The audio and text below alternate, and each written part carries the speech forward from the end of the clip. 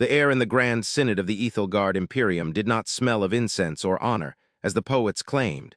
Today, it smelled of ozone, recycled sterile atmosphere, and the distinct copper tang of suppressed panic. The chamber itself was an architectural marvel, a vast, hollowed-out geode located deep within the crust of the capital world, throne. Crystalline spires rose from the floor and hung like jagged teeth from the ceiling, their facets glowing with the soft, pulsating luminescence of the geothermal veins that powered the planet's shielding grids. In the center of this cavernous hall, beneath the weight of miles of rock and millennia of history, the High Council sat upon floating dais of obsidian, their faces obscured by the ceremonial cowls of their stations, looking down into the central projection pit, where the truth was currently dying a slow, agonizing death. The silence that filled the space between the heavy stone walls was not the silence of peace.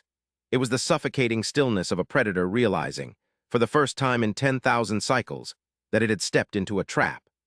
High Archon Vrax, a being whose chitinous armor bore the scars of a dozen pacification campaigns, leaned forward, his primary manipulators gripping the edge of his podium until the stone groaned under the pressure.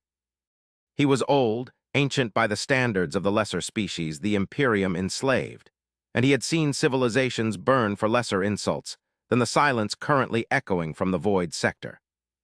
"Explain it again," Vrax rumbled, his voice a low tectonic grind that vibrated through the sensory tendrils of every subcommander and bureaucrat in the hall. "And this time, Fleetmaster, spare me the technical jargon regarding subspace interference. The Imperium does not lose contact with an entire subjugation armada because of bad weather in the ether. We sent the Harvest Fleet to the third system of the Solus sector. We identified a primitive, carbon-based bipedal species. We designated them as Class 4 labor stock. We initiated the standard shock and awe protocols to break their psychological resistance. And now, you tell me the sky is empty." Below him, standing alone on the projection platform, Fleetmaster Calith looked small, despite being a warrior of significant stature. The holographic light of the galaxy map bathed his pale, gray skin in hues of crimson and violet, casting long, trembling shadows behind him. Calith was a creature of logic, a tactician who had overseen the enslavement of 3 sentient species. Yet now, his spiracles fluttered with an irregular rhythm that betrayed deep, primal terror. He manipulated the control interface with shaking claws, bringing up a sector map that showed the Solus system, a nondescript yellow star on the fringe of Ethelgard space.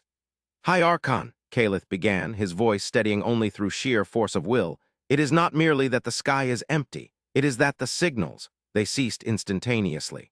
We deployed the Vanguard Legion, supported by heavy kinetic cruisers and atmospheric suppression barges.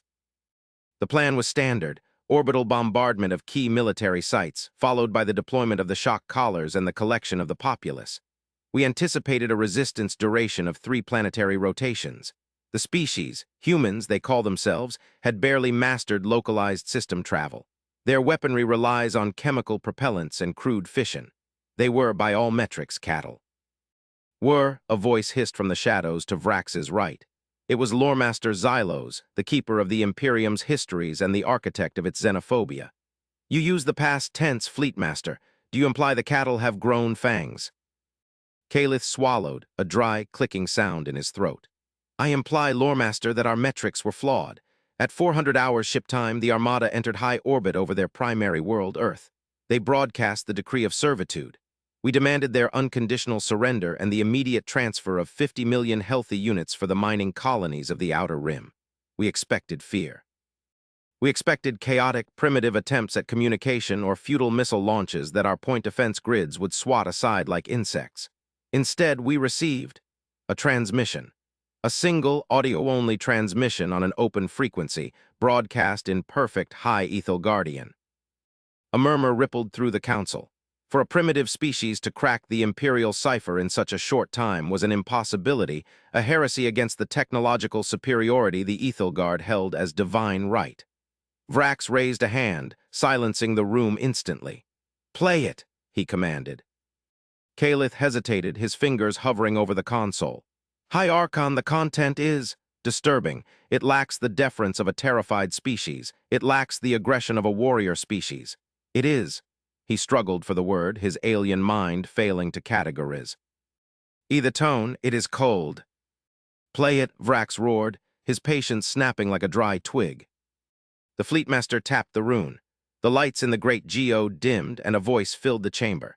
It was not a synthesized voice, nor was it the guttural bark of a beast. It was smooth, modulated, and terrifyingly calm. It sounded like the voice of a being who was not speaking to a conqueror, but to a child who had wandered onto a firing range. This is the Terran United Command. You have entered the sovereign space of humanity with weapons arming and intent to enslave. You have mistaken our lack of projection for a lack of capability. We offer you one chance to power down your weapons, jettison your warp cores, and prepare to be boarded for diplomatic processing. If you fire a single shot, if you launch a single drop pod, the definitions of war you understand will cease to apply. You call us slaves. We suggest you reconsider that classification before you turn your history into a eulogy. You have 10 seconds. The recording ended in a hiss of static. The silence returned, heavier now, burdened with the weight of insult. Loremaster Xylos let out a wheezing, incredulous laugh. Arrogance, unchecked, suicidal arrogance from mud dwellers. They threaten the Ethelgard. They threaten the masters of the stars with boarding actions. Surely, Fleetmaster, you incinerated their capital city immediately following this insult. Calith looked up, his eyes wide and dark, reflecting the holographic stars above him. We tried, Loremaster. The Vanguard commander ordered the primary plasma lances to fire on the coordinates of the transmission. The weapons charged, the targeting computers locked. He paused, looking around the room as if expecting the ghosts of the dead to materialize. And then the armada turned to ash. Ash, Vrax leaned back, his mandibles twitching. You speak in metaphors, soldier, be precise.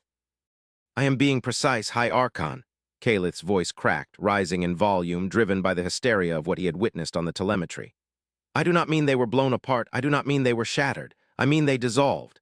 The sensors recorded a massive energy spike from the planet's surface, not a beam, not a projectile, but a field, a resonance wave of impossible complexity. It washed over the fleet in a heartbeat. It passed through our shields as if they were mist. It passed through the hull plating. It interacted only with high-density weaponry and biological neural pathways intent on aggression. One moment the ships were there, posturing for war. The next, the metal of our cannons, the reactors of our engines, and the bodies of our warriors simply deconstructed. They became gray dust. Billions of tons of war material, thousands of seasoned soldiers, reduced to a cloud of inert particulate matter drifting in orbit. The humans did not fight us, High Archon. They unmade us. The horror of the statement settled over the Grand Synod like a shroud. The Ethelgard had conquered the galaxy through kinetic force, through plasma and fire, through the simple application of superior violence. They understood war as a physical act, a hammer striking an anvil. They did not understand a weapon that could discern intent, or a technology that could turn an armada into dust without scratching the paint of the ships next to it. For Calith continued, his voice dropping to a whisper. The slave transports. The empty ships meant to haul the humans away. They were untouched. The wave passed right through them. The humans destroyed only the weapons and the warriors. They left the cages intact, perhaps as a message, or perhaps, he shuddered, perhaps to send us back. Vrax felt a cold, chill coil in his gut, a sensation he had not felt since he was a hatchling hiding from the apex predators of his homeworld. Send us back. The transports are returning, Calith said, pointing to the edge of the system map. They are on autopilot, but they are not empty. Our sensors pick up life signs aboard them, not Ethelgard life signs. The mass readings indicate heavy exo armor, dense metallic structures, and one vessel. One vessel is leading them. Holographic map zoomed out, revealing the edge of the throne system, the heart of the Imperium. There, emerging from the dark space between the stars, was a formation of ships. The Ethelgard slave transports were there, flying in a perfect, docile formation. But at their head, guiding them like a shepherd guiding wolves, was a ship that defied the Ethelgard aesthetic of jagged edges and intimidation. It was a monolith of smooth, dark metal, shaped like a spearhead, vast enough to cast a shadow over a moon. It bore no glowing engine ports, no exposed weapon batteries, no bridge towers. It was a solid, impenetrable block of silence. That, Calith whispered, is the vessel that broadcast the message. It has no engine signature, it moves without inertia, it just... Pairs. Alert the home fleet, Vrax bellowed, his fear transmuting instantly into rage. Scramble the planetary defense grid, raise the void shields. If these primitives think they can fly a single ship into the heart of the Imperium and dictate terms, we will show them the true meaning of power. I want that ship vaporized. I want its crew dragged in chains to this chamber. High Archon, wait! The scholar, a female of the cast named Alara, stood up. She was younger, less prone to the blinding rage of the old guard.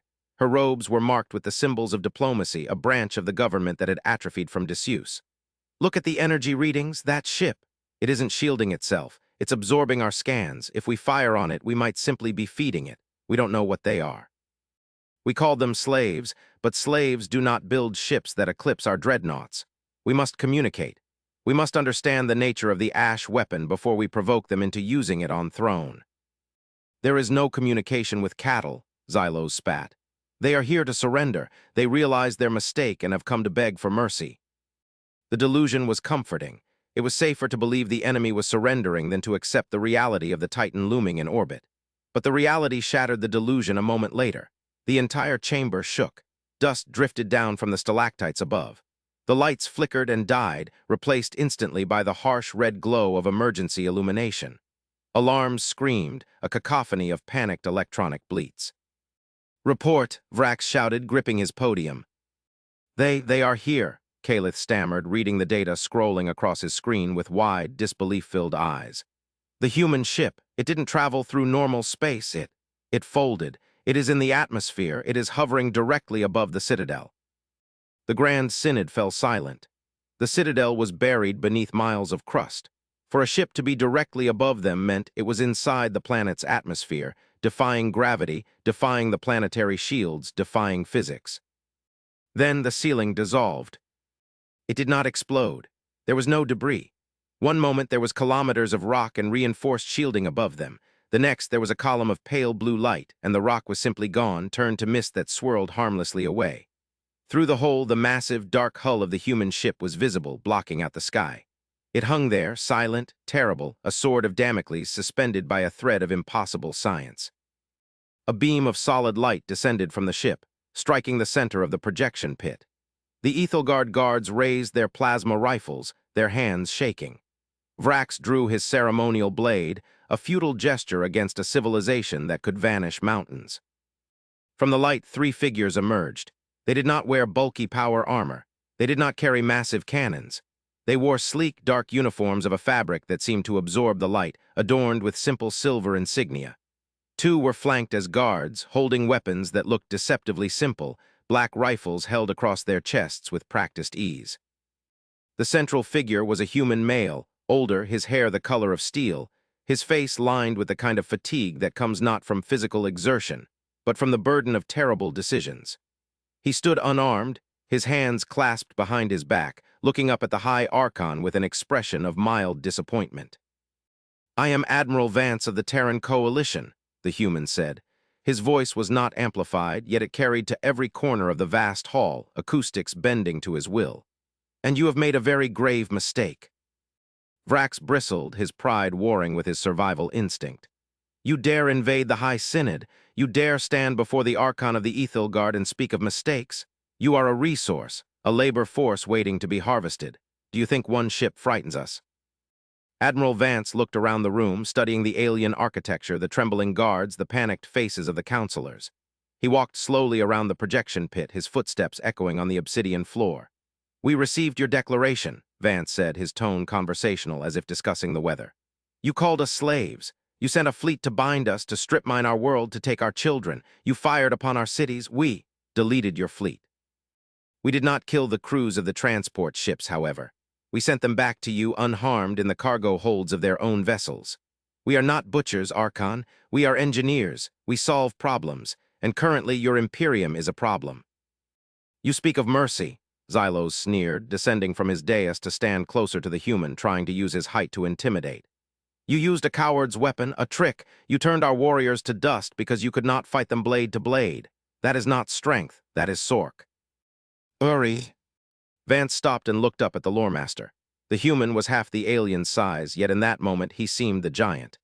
"We didn't use the Ash protocols because we couldn't fight you, loremaster. We used them because if we fought you the way you fight, with kinetic rounds and plasma burns, we would have cracked your planet in half. We are trying to save you." "Save us?" Vrax laughed, a harsh, grinding sound. "From what? From yourselves?" "From the noise," Vance said softly. "You see, we humans, We are new to this galactic stage in your eyes. You see us as primitives because we haven't expanded, we haven't conquered, we haven't built a sprawling empire of slaves. You mistake quiet for weakness, but we stayed quiet for a reason. We stayed in our system, perfecting our shielding, refining our energy manipulation, building the Dauntless up there. He pointed a thumb toward the ceiling. Not because we wanted to conquer, but because we were listening. Vance tapped a device on his wrist. The central projection pit, which had been displaying the tactical map, flickered and changed. The image was not of a star system or a fleet. It was a waveform, a chaotic, screaming jumble of static and dark patterns. For 300 years, Vance continued, humanity has been listening to the dark between the galaxies. While you were busy enslaving the Krell and the Vorn, while you were building statues to your own vanity, we were monitoring a signal originating from the intergalactic void. We call it the Hollow. The image shifted to a visualization of the galaxy. On the outer rim, near the sector where the Ethelgard had tried to enslave Earth, a shadow was creeping. It wasn't a nebula. It was an absence of stars. It eats energy, Vance said. It feeds on active warp cores, on high-energy plasma discharges, on the very signatures of aggressive civilizations. It is drawn to war. It is drawn to the loud, messy, chaotic noise of empires like yours. Every time you fire a plasma cannon, every time you jump a fleet, you ring a dinner bell. We stayed quiet. We developed cold technology, subspace shunting, zero-point extraction. We learned to be silent so it wouldn't find us. But then... Vance's eyes hardened, the cold steel returning. Then you showed up. You arrived in our backyard, screaming with your fusion drives, blasting your comms, threatening to drag us into your noisy, messy empire. You were going to wake it up. You were going to bring it right to our door. The silence in the hall was absolute now. The arrogance of the Ethelgard was cracking, replaced by the primal fear of the unknown. So, Vance said, pacing again, we had a choice. We could let you enslave us, in which case you would continue your expansion, make more noise, and eventually draw the Hollow to Earth, consuming us all. Or we could fight a conventional war which would be long, loud, and equally catastrophic. Or we could silence you. Silence us, Vrax whispered, his hand tightening on his blade. The ash, Vance explained. It's not a weapon, strictly speaking. It's a localized reality editor. It disassembles high-energy states. It quiets things down. We used it on your fleet to stop them from firing. We burned them to ash to keep them quiet. And we came here to your capital, to your great synod, to deliver a simple ultimatum. Vance stopped in the center of the room and looked directly at Vrax. You will cease all expansionist campaigns immediately. You will dismantle your warp-capable fleets.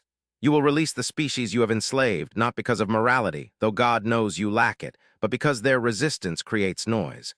You will withdraw to your core systems, and you will implement the energy-dampening protocols we have uploaded to your network. You will become quiet. You will become small, and you will do it today.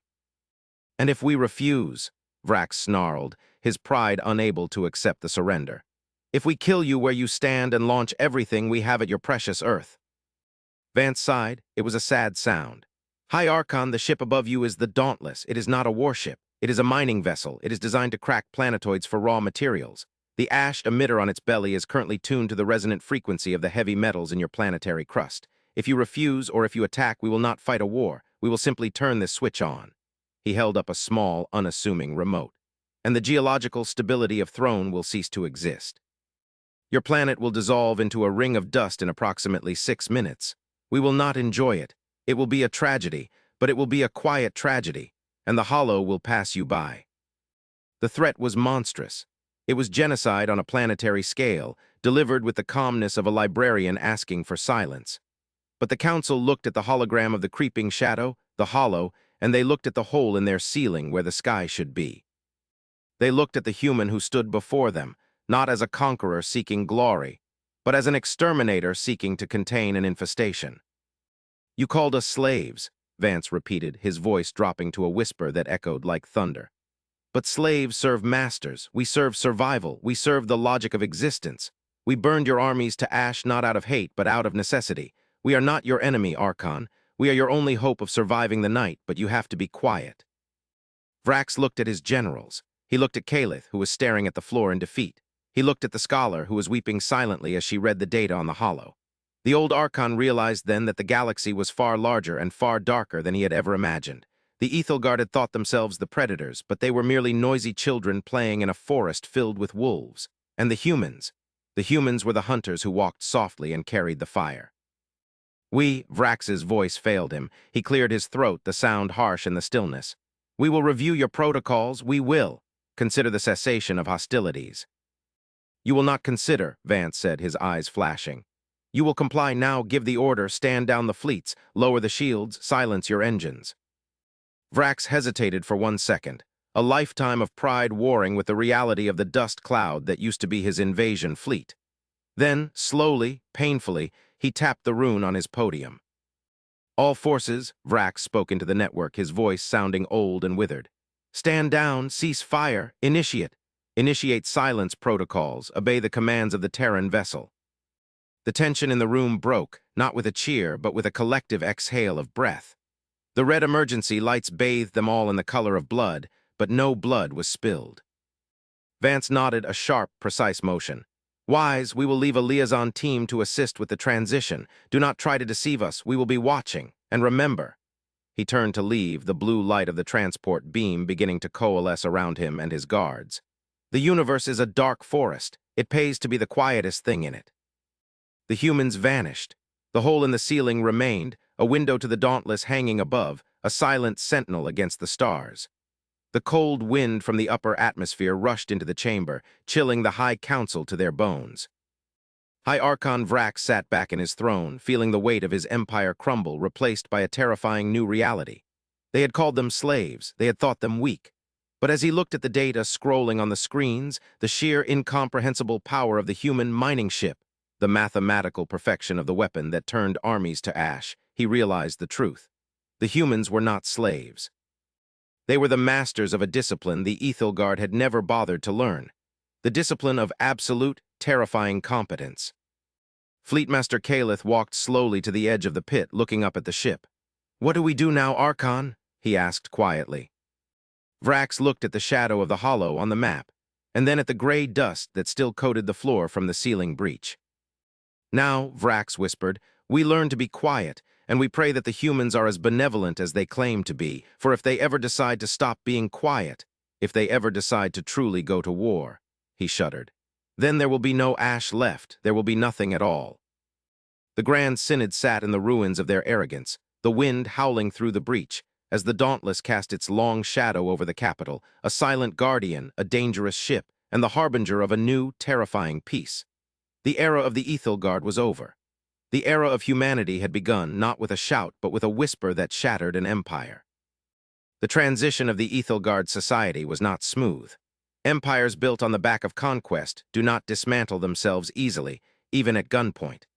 There were riots in the lower hives of Throne when the news broke that the great fleets were being mothballed. There were attempted coups by junior warlords who believed the human threat was a bluff.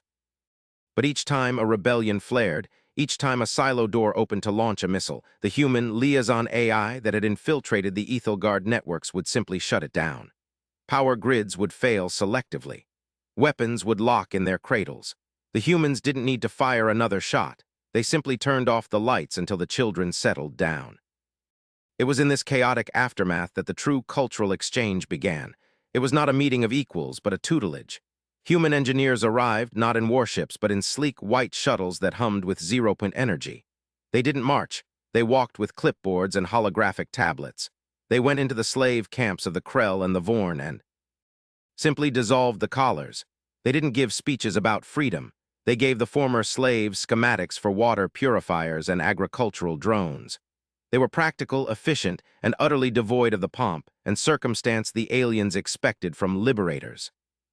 Scholar Alara found herself working closely with a human xenologist named Dr. Aris. They met in the ruined archives of the capital, where Alara was trying to reconcile Ethelgard history with the new reality. I do not understand, Alara said one evening, holding a data slate containing human history. You fought wars, terrible wars, your history is soaked in blood. The world wars, the resource conflicts. You were just like us, violent, tribal, expansionist. How did you change? How did you become?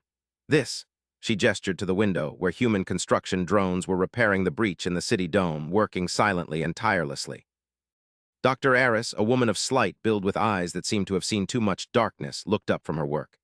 We didn't change, Alara. We evolved. We realized that our violence was noise, and noise attracts predators. When we discovered the hollow signal, we had a global panic. We realized that every nuclear test, every radio broadcast was a flare in the dark. We had to unite not because we loved each other, but because we were terrified. Fear is a powerful motivator for peace. "So you are driven by fear?" Alara asked, tilting her head. "That sounds weak." "Is it?" Eris smiled, a tight, thin expression. "It takes a lot of discipline to be afraid and not scream. It takes strength to hold your fire when you want to burn everything down. We channeled our aggression into engineering. We built weapons that don't look like weapons. The Ash Protocol, that was originally designed for waste disposal. We turned it into a defense system because we had to. We don't want to rule you, Alara. We don't want your resources. We have molecular assemblers. We can make gold out of dirt. We just want you to stop ringing the dinner bell." Alara looked at the human with a new sense of awe. The Ethelgard conquered because they wanted more land, more slaves, more glory. The humans conquered because they wanted less noise, less threat, less chaos. It was a philosophy of negation, of control. "And the hollow?" Alara asked, her voice trembling. "Is it really coming?" Eris looked out the window at the stars. "It's always coming. It's the entropy of the universe given hunger. It drifts from galaxy to galaxy, eating the loud ones. We've seen the ruins of civilizations that didn't learn to be quiet. Great Dyson spheres ripped apart. Star systems drained dry. We are trying to build a quiet zone here in this arm of the galaxy. A sanctuary. You are endangering that sanctuary." "So we are part of the sanctuary now." "If you can learn," Eris said. "We are building a wall, not of stone, but of silence. We are cloaking the sector, dampening the subspace harmonics. If we succeed, the hollow will pass us by. It will see this part of the galaxy as cold, dead space. It will move on to the Andromeda Galaxy or somewhere else. We are hiding in the bushes, Alara, and we just grabbed you by the scruff of the neck to stop you from shouting." The weeks turned into months. The Ethelgard military was dismantled, reformed into a planetary defense force focused on containment and stealth. The slave races were returned to their homeworlds, escorted by human ships that ghosted through space without leaving a wake. The economy of the Imperium collapsed, then rebuilt itself around sustainability rather than extraction. And then the test came. It was 6 months after the arrival of the Dauntless. The sensors of the Invictus, another human dreadnought that had rotated in to replace the Dauntless, picked up an anomaly at the edge of the system. It wasn't the Hollow. It was a scout. A probe, ancient and rusted, belonging to a civilization long dead, but reprogrammed by the Hollow's vanguard. It entered the system screaming, broadcasting high-frequency, seeking pulses, looking for a response. Looking for active shields, for warp signatures, for life. On the bridge of the Ethelgard Command Center, High Archon Vrax, now simply Administrator Vrax, stood next to Admiral Vance. "It is pinging us," Vrax said, sweat beading on his forehead. "Standard protocol would be to vaporize it, a single plasma lance." "No," Vance said, his hand hovering over the human command console installed in the alien bunker. "If you destroy it, the sudden cessation of the signal tells the master unit that something is here. A predator knows when its scout dies. We do nothing." "It is scanning the grid," Caleth hissed from his station. "It will see the cities, it will see the heat signatures." "It will see what we want it to see," Vance said calmly. "Engage the Ghost Protocol." At the push of a button, the human technology integrated into the Ethelgard grid activated. It didn't put up a wall, it created a false image. It projected a field around the planet that simulated a dead world.